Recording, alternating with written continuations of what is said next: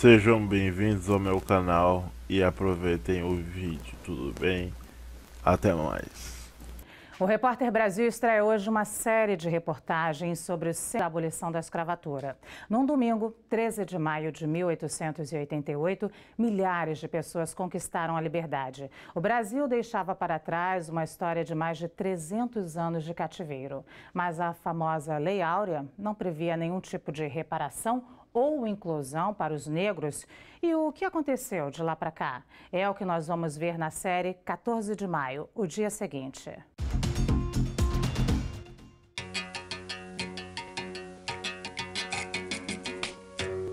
Se hoje você vê um grupo de formandos em medicina formado por brancos, esse grupo de pessoas da Conlurb, garis, formado por negro, é porque sim, mano, é o que sobrou pra gente. Os negros têm o que sobrou. O rapper e gari J. Júnior é um fenômeno nas redes sociais. Uma das publicações que viralizou na internet trata exatamente do processo de abolição e suas consequências. Ele se notabilizou por ter um discurso politizado, com muitas referências históricas e, ao mesmo tempo, com uma linguagem acessível aos moradores de periferia. O que eu falei ali não é nada diferente do que muita gente já fala. Só que as pessoas falam com palavras muito bonitas. Fala muito cheio de S's e vírgulas. E isso meio que o morador de comunidade, o jovem de periferia, ele já está armado para não querer ouvir quem fala desse jeito. Porque quem fala desse jeito normalmente é aquela pessoa que tem o preconceito, é aquela pessoa que busca fazer a crítica, é a pessoa que não entende a situação daquela pessoa que é moradora de favela. A Lei Áurea, que fica aqui no Arquivo Nacional, no Rio de Janeiro, não previa nenhuma forma de inserção dos 800 mil recém-libertos como cidadãos do país. Também não falava em reparação ou compensação. No dia seguinte, o 14 de maio, a sensação era de que houve um fim jurídico para o sistema escravista, mas as condições sociais dos negros pareciam imutáveis. Quando nós chegamos pós 1888, pós-abolição, nós tínhamos uma população no Brasil de 13 milhões de pessoas e de 800 mil ex-escravos, recém-libertos. O que fazer com esta massa? Muitos doentes, muitos praticando pequenos delitos para sobreviver. Então eu vou criminalizar essa população. Como? Código Penal de 1890. Veja, pós-abolição. Criminaliza a capoeira, torna ilícito penal a vadiagem, porque muitos ex-escravos ficavam perambulando pelas ruas. Mendicância tornou-se ilícito penal. Então veja você que de uma mão só o Estado recolhe todas essas pessoas e coloca no cárcere. Assim como uma nova legislação, o pensamento acadêmico ia incorporando em suas teses evolucionistas e eugenistas a ideia de que a mestiçagem tornaria o Brasil cada vez mais branco, chegando ao século XXI sem negros ou índios. É lógico supor que na entrada do novo século, os mestiços terão desaparecido no Brasil, fato que coincidirá com a extinção paralela da raça negra entre nós. Durante séculos, a própria antropologia de Nina Rodrigues, de Silvio Romero, todos eles prepararam terreno teórico para que fosse visto o negro como um ser inferior, incapaz de alcançar a civilização.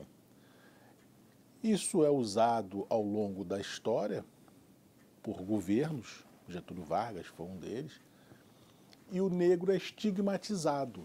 Eu acho que qualquer homem negro hoje tem a noção do que eu tô falando, que é o quanto é horrível você passar na rua, alguém segurar uma bolsa com medo de você. Você entrar no mercado e o segurança está em todas as gândulas te olhando, assim, para ver o que você está fazendo. E você passar na rua de madrugada é certo. Eu vejo o carro da polícia e já boto a mão na parede, assim.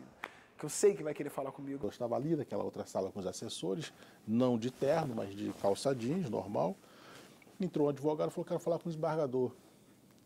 Aí eu levantei e falei: por favor. Entrei, sentei naquela cadeira que está ali, que é a minha cadeira, e ele sentou naquela. Aí ele ficou me olhando. Aí eu falei: só quer falar com o desembargador? Ele vai demorar a chegar? Não, já chegou, ele está aqui na sua frente. Desculpa, puxa, Na cabeça dele, jamais um desembargador poderia ser eu. A gente sabe qual é a real da história do negro no Brasil. Não é possível que o branco que fala que aquilo é mimimi não conhece um negro que nunca reclamou com ele o que passa. Tá todo mundo num complô nacional de inventar uma história.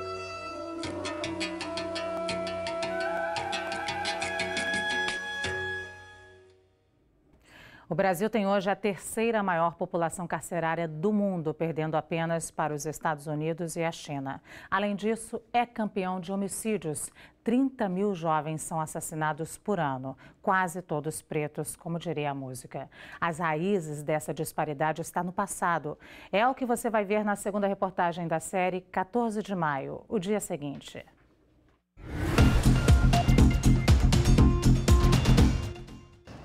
Desculpa, meu caro amigo, eu nada posso te dar. Na terra que rege o branco, nos privam até de pensar. Ao peso do cativeiro, perdemos razão e tino, sofrendo barbaridades em nome do ser divino. Ciências e letras não são para ti, pretinho da costa. Não é gente aqui.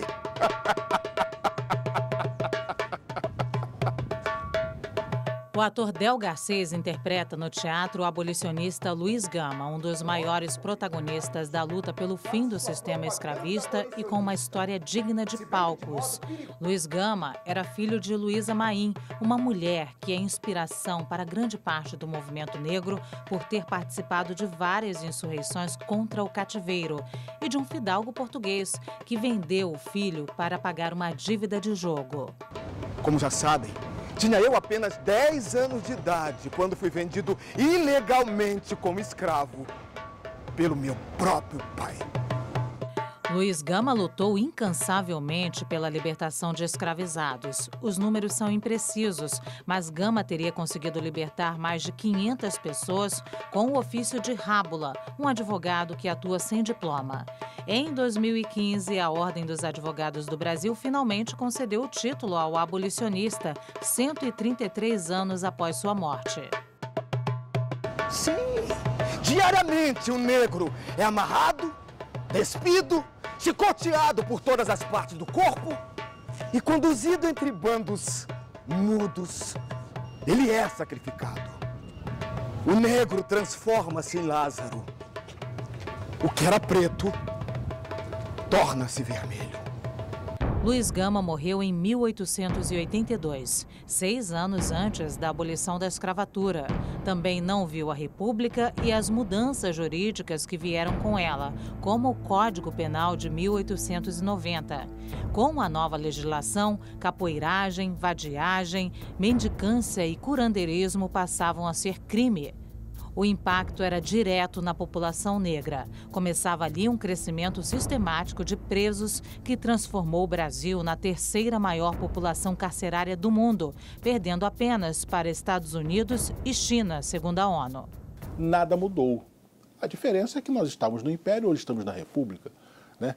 Nós tínhamos a monarquia, hoje nós temos a República.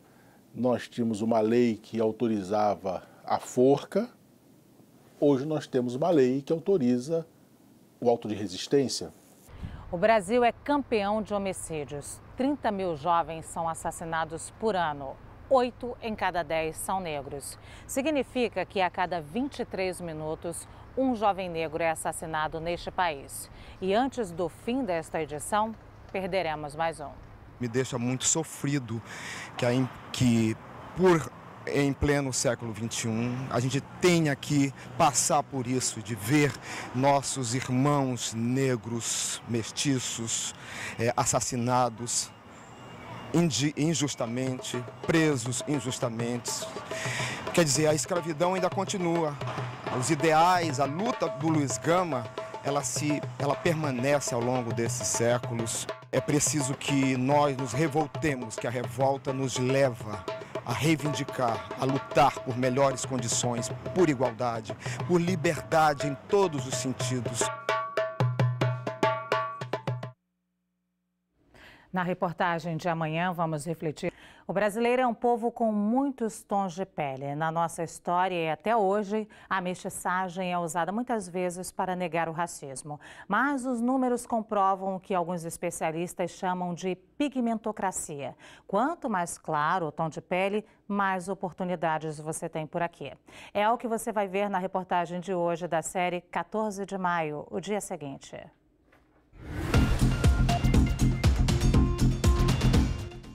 O polêmico rapper norte-americano Kanye West voltou a ser alvo de críticas recentemente durante uma entrevista a um site onde sugere que a escravidão de negros, que durou 400 anos, parece ter sido uma opção. A frase foi rebatida imediatamente. Celebridades engajadas e ativistas também reagiram e até uma hashtag foi criada. If slavery was a choice? E se a escravidão fosse uma escolha? As tentativas de minimizar os horrores do processo de escravidão não se restringem aos americanos, muito menos ao mundo das celebridades. Por aqui no Brasil, durante o pós-abolição, intelectuais e acadêmicos formulavam teorias e pesquisas que iam da previsão de que raças inferiores, no caso os negros, seriam eliminadas, ao estímulo a um processo de branqueamento que exaltaria a figura do mestiço como símbolo da nossa brasilidade. Todo brasileiro, mesmo alvo de cabelo louro, traz na alma, quando não na alma e no corpo, a sombra ou pelo menos a pinta do indígena ou do negro. O clássico livro de 1933, Casa Grande e Senzala, de Gilberto Freire, é um marco em nossa história. Na obra, senhores paternais e escravos fiéis indicavam, no imaginário brasileiro, uma imagem bem diferente dos horrores da escravidão. Ela foi a obra intelectual que deu todo o arcabouço teórico, né, de sustentação política a essa construção desse imaginário, né, de mito de democracia racial, que na verdade nunca existiu. Se pretende ter um trabalhador que seja obediente, que seja extremamente subserviente, né, que não cause problemas, porque é uma tentativa de manutenção de uma ordem republicana. Mesmo na história oficial do Brasil, o protagonismo negro foi apagado. Os escravizados estavam inseridos, né, sem a participação deles, né, a abolição não teria acontecido. Eu acho que o Estado toma para si a importância do ato, então até mesmo o nome da própria Lei Áurea, né, por conta da caneta, mas eu acho que sem a participação efetivamente desses sujeitos históricos, que naquele momento eram sujeitos escravizados, né, que eram patrimônio, sem a participação efetivamente deles não teria acontecido a abolição. Luta e resistência ainda não se traduziram em igualdade. O quantitativo de profissionais, né, com grande destaque na sociedade. Aí nós podemos pensar quem são os professores universitários hoje.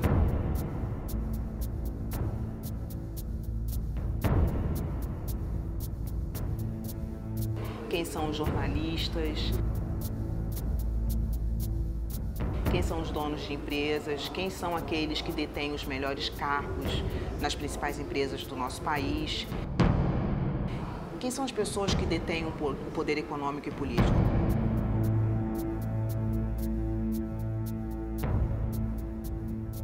Quem são aqueles que ascendem economicamente ou culturalmente?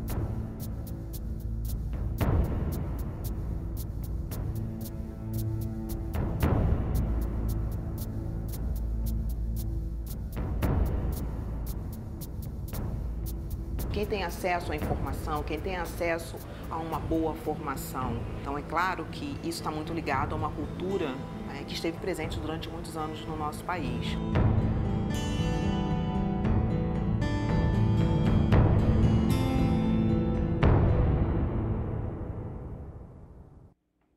Amanhã, na quarta reportagem da série, você vai acompanhar... Pessoal, só lembrando aí, dê um gostei no vídeo, se inscrevam, tudo bem?